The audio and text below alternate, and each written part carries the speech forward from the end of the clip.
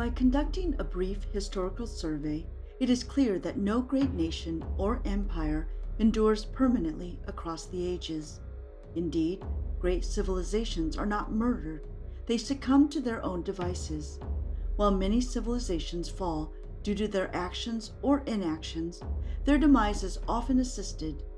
It is a truism to state that any political entity that is sound enough to project its power and influence over a vast geographical expanse for centuries possesses deep structural roots. Those roots cannot be uprooted easily. As such, if a civilization appears to collapse overnight, the factors that occasion that outcome have certainly existed for a long time. In this Liber-Tea episode, we will be conducting a historical autopsy on the Roman Empire to establish how events in the 3rd century set the stage for its total collapse. So how do you tell when your world is about to end? Listen on. The Roman civilization, for instance, was a victim of poor leadership, overexpansion, plague, climate change, and environmental degradation.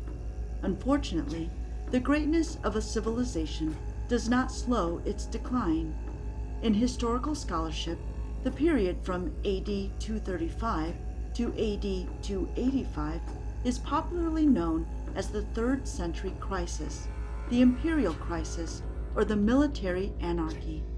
It was a time when the Roman Empire tottered on the precipice of collapse. During the 50 years, the empire's enemies congregated and spilled over its borders with impunity.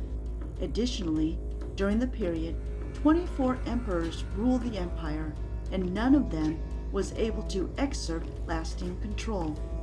The institution of the emperor had lost the reverence and sanctity it possessed during the Golden Age. The Praetorian Guard, which Emperor Augustus had instituted to protect the emperor, had become the institution's greatest threat.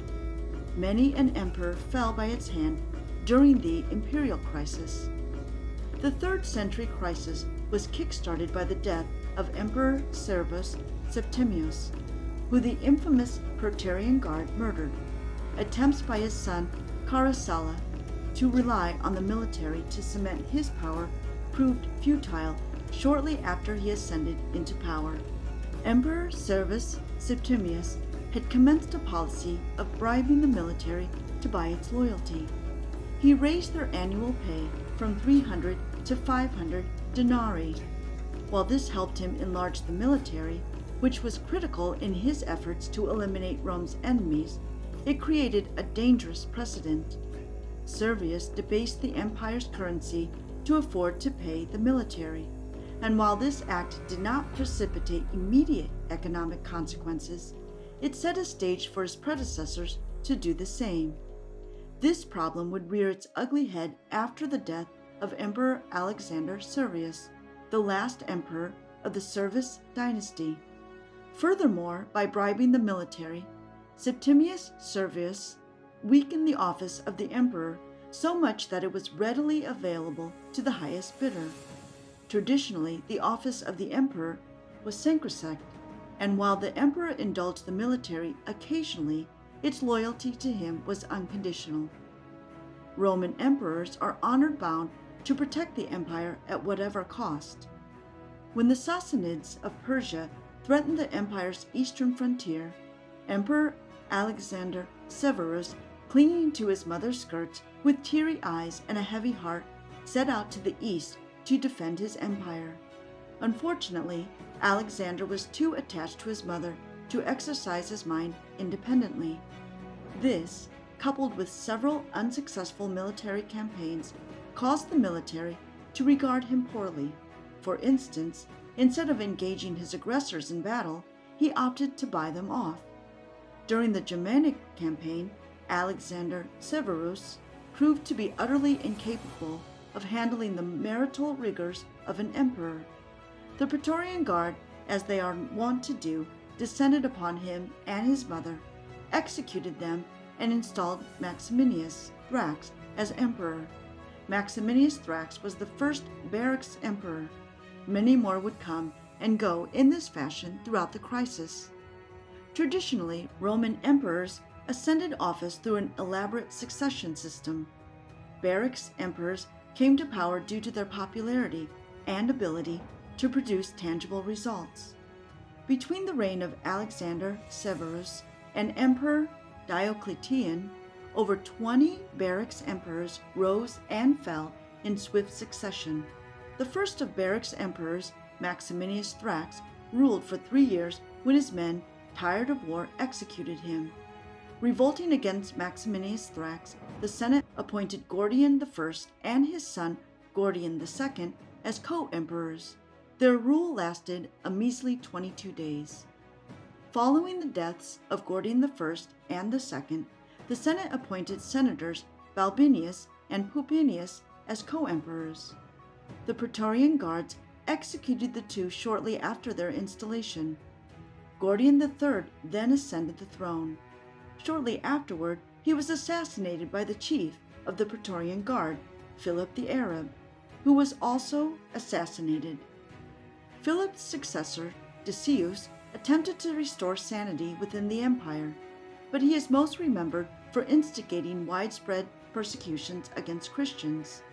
In 250 AD, Decius issued an imperial order requiring all citizens to make offerings to the emperor's health and Roman gods.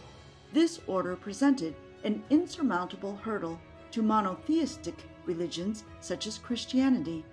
Many Christian believers, including Pope Fabian, lost their lives. Gothic wars brought the region of Decius to an end. Decius and his son, Herennius Estrucus, fell in battle. Despite his death, imperial control continued to elude his predecessors. The Imperial Crisis did nothing to help restore the declining Roman civilization. It catalyzed its total collapse. The crisis caused a fundamental change in critical aspects of the Roman government. For example, the fact that the office of the emperor was available to anyone heightened political instability and civil strife. Additionally, corruption worsened the crisis. The sheer size of the empire made it extremely hard to govern, especially during the rampant power struggles during the Imperial Crisis. While being emperor was a dangerous undertaking, during the 3rd century crisis, being emperor was a death wish, which the Praetorian Guard was always ready to grant. Additionally, the Senate was incapable of tempering the excesses of the sovereigns due to endemic incompetence and corruption, and the Praetorian Guard installed and replaced emperors at its pleasure. As the civil strife escalated, the emperor's citizens lost trust in its leadership, causing widespread socio-economic problems. However, the ascension of Diocletian to the throne helped to restore order within the empire. Emperor Diocletian also endeavored to cure all the problems that helped plunge the empire into chaos before his administration. For example, he elevated the institution of the emperor above the military and common people by establishing an aura of divinity around it. The efforts of Emperor Diocletian sustained the declining Western Roman Empire for more than 200 years before it finally collapsed entirely. The Eastern Roman Empire, on the other hand, continued to thrive until it fell in 1453 CE. Be as it may, the legacy of the Roman Empire continues to inspire people today in ways it might not have had it not survived the Imperial Crisis. Indeed, the defining characteristic of an empire is its capacity to withstand multiple defeats. Thank you for listening to this exciting discussion on one of Rome's darkest periods. Like, share, and subscribe to Liber-Tea for more discussions on the history of the Roman Empire. Feel free to leave a comment below and tell us what other interesting events in Roman history you are interested in learning about.